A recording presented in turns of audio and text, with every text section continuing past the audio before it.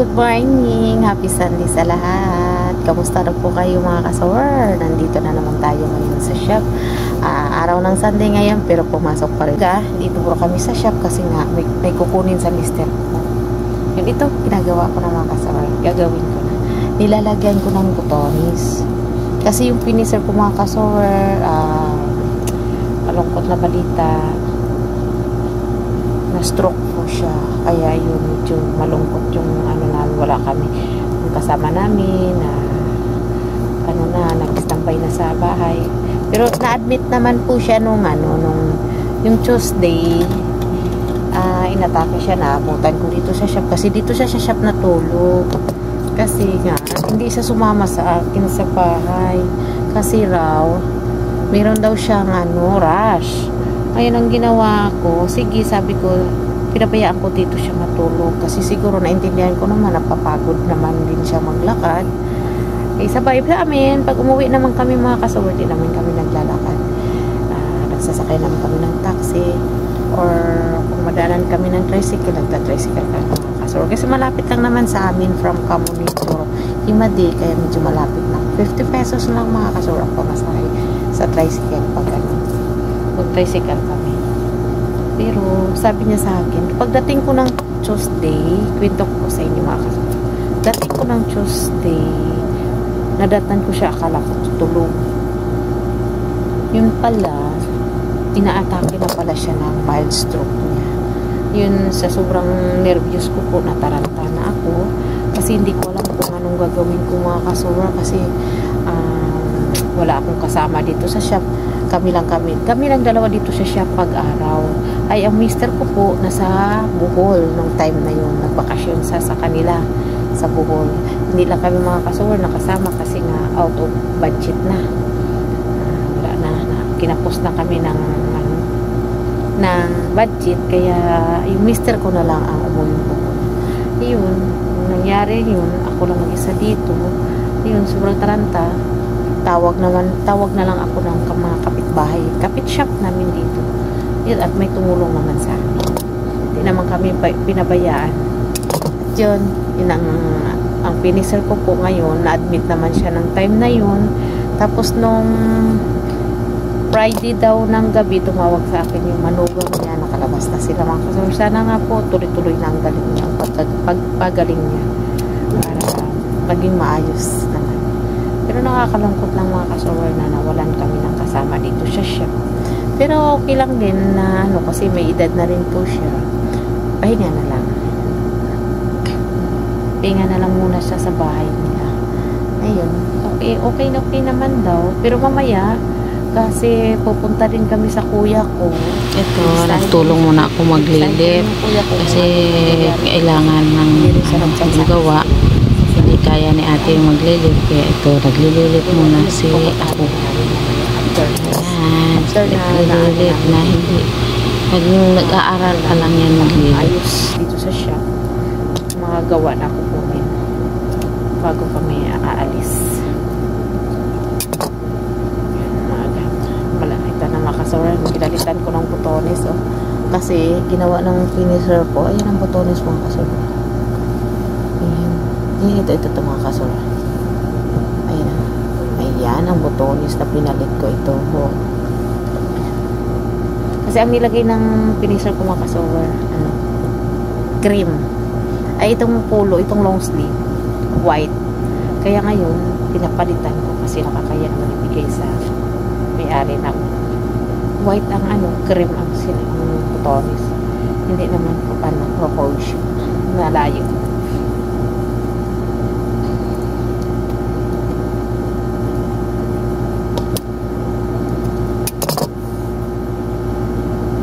Ngayon, kakarating nga lang namin dito sa shop mga kasawar. Kaya ako palang mag-isa, yung mister ko nasa kabila. Nasikaso niya yung iba ditong kasama.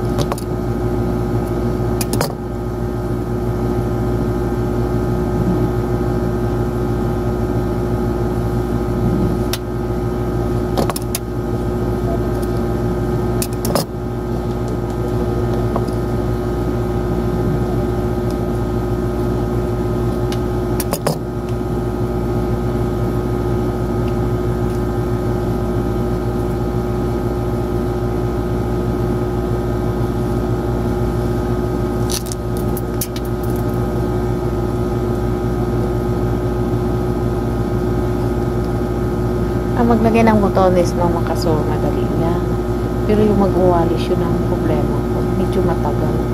Hindi kasi ako marunong mag-uwalis. Yung butas, yung butas po ng susulutan ng botones, yun ang walis na tinatawag. Kaya medyo matagal ako nung gumawa pag kami. Hindi kasi ako marunong nung makasor. Manahi lang po ako, pero wag lang ako maglagay ng mag-uwalis, yung magbutas.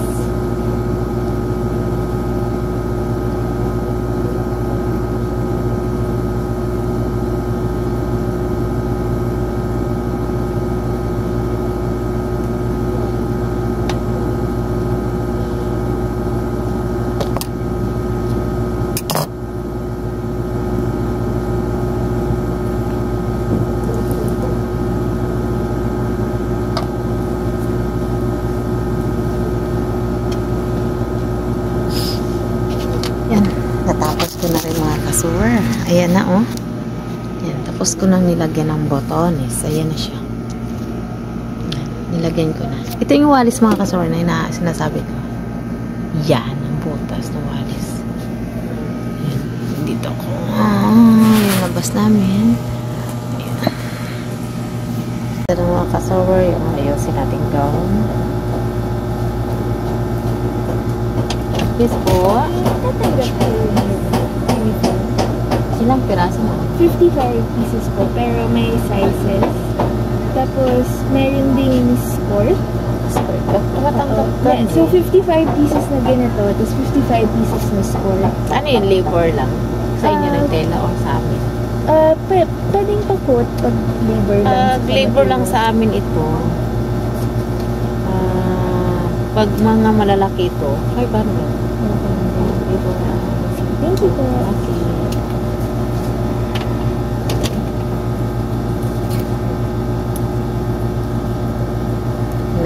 Nagtanong ito mga kasawar na ano, walk-in, magpapagawa ng short at saka skirt. Parang hindi niya siguro ano yung afford yung price. Kasi dito talaga mga kasawar, ang sa Kamuning, medyo mataas. Kasi ang bayad kasi dito mga kasawar, medyo mataas. Kaya siguro hindi na kaya. Kaya umatras. Kasi pag tinanggap natin ng mura mga kasawar, kawawa naman din tayo. Wala rin tayong kikitain. Kasi ano, ang bayad natin sa mananahi, regular pa rin. Hindi tayo pwede mababa. Walang gagawa sa atin mga kasawar. Kung mababa, tanggap natin, logi tayo.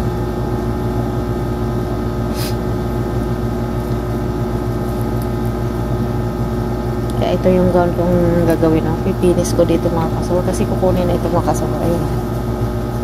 Pipinis ko ito. Gown. Kasi ang suot ito bukas na. Ayan. Pinis ko siya.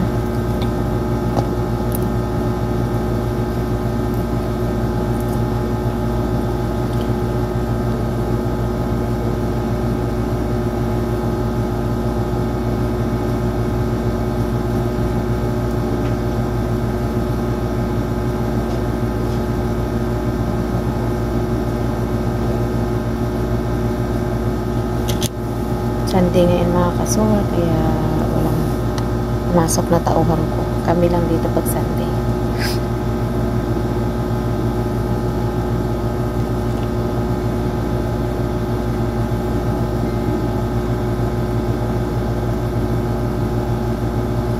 Nililip ko mga kasawar yung ano niya, yung slit. Kasi magbuka-buka ito mga kasawar. Kukunin na ito mamaya.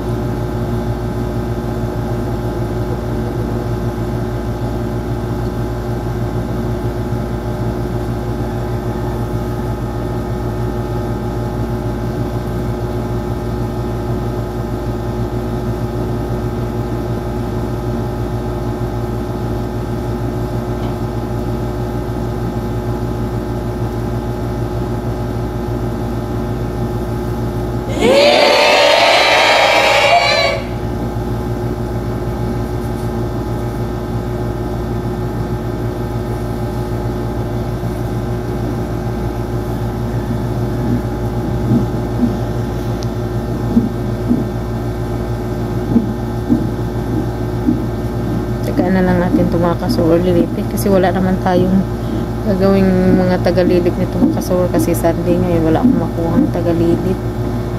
Yun na nga yung binisa ko kasi di ba na stroke ko. Mamaya bibisitahin namin siya.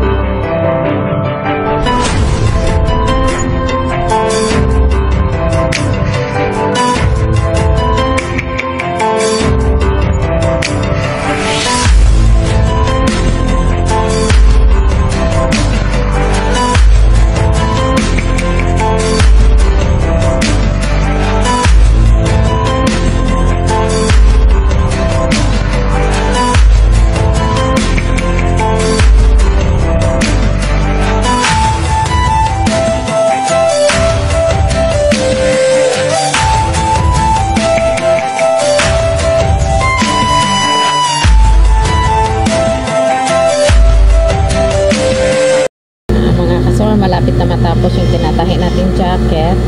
Hindi ko na inisa-isa sa inyong turo itong jacket tong ginawa kasi nga minamadali na ito ng may-ari.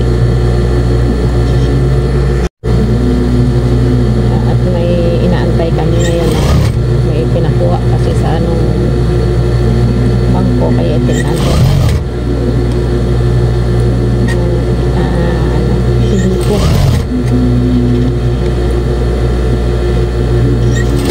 Jacket na ito mga ito, kailangan ito bukas kaya kailangan tapos din ito ngayon at malagyan na ni ate ng lunes para bukas ready na kasi bukas tanghali kasi siya pumapasok. So wala kami masyadong gawa ngayon mga kasero. Yeah, ito tanghali na kami pumapasok.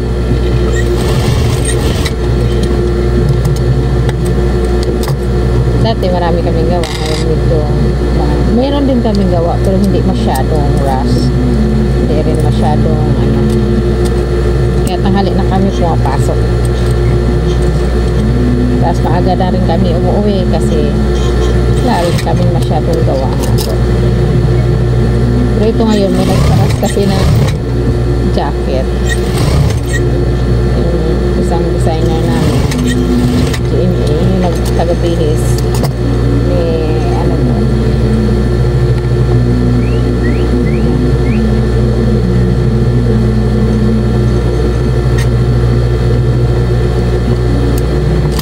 para mapagkaputasan na ni ate doon.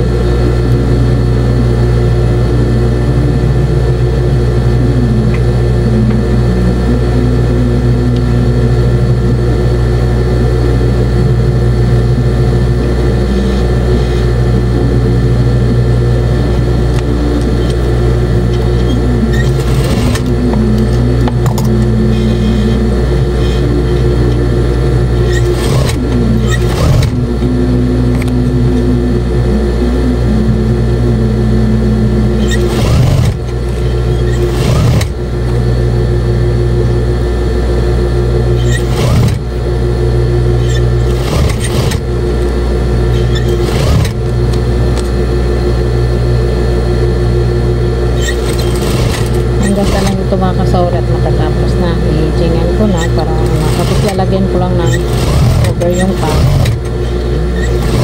para mapaiba naman siya doon sa jacket. Yan, i-jing ko muna ito mga kasawar. Yan, ito na siya mga kasawar yan.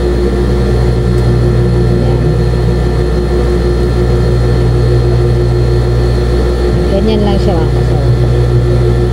Yan, ganyan normal lang siyang jacket. Ganda.